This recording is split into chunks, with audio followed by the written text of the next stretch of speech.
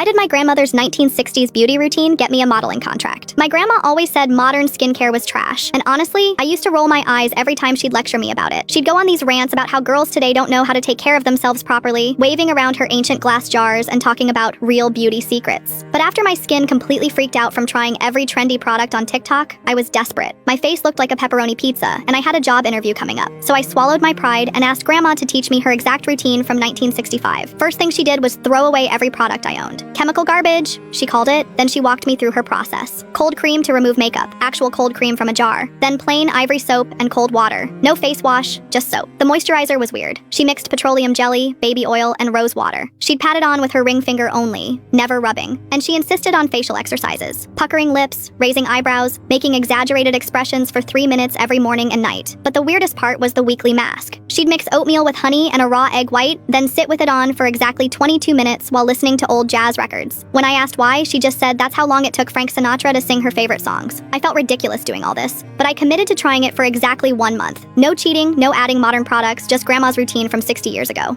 My friends thought I'd lost my mind. The first week was rough. My skin felt tight without all the serums I was used to. But by week 2, something started changing. The redness was going down, and my skin felt different, softer, but not artificial. By week 3, people started noticing. My coworker asked if I'd gotten a facial. My neighbor commented on how glowing I looked. But I figured they were just being nice. Then week 4 happened. I was at Target, minding my own business in the shampoo aisle, when this woman approached me. She introduced herself as a talent scout and said she'd been watching me shop for 10 minutes because she couldn't get over my skin. She handed me her card and said her agency was looking for someone with my exact look. Natural, vintage-inspired beauty. I thought it was a scam, but I Googled her name when I got home. She was legit, works with major brands, represents models for magazine covers. She said my skin had this old Hollywood glow that's impossible to fake with modern products. Long story short, I signed with her agency 3 weeks later. My first shoot was for a skincare brand that wanted to showcase timeless beauty. The makeup artist couldn't believe my skin was natural and asked what products I used. When I told her it was my grandmother's 1965 routine, she started taking notes. Now I'm booked solid for the next 6 months. Turns out, Grandma wasn't just being difficult. She actually knew something we forgot. All those revolutionary skincare ingredients we're obsessed with, most of them existed back then, just in simpler forms. The craziest part is that I still do her exact routine every day. Same cold cream, same soap, same weird facial exercises. My agent says it's part of my brand now.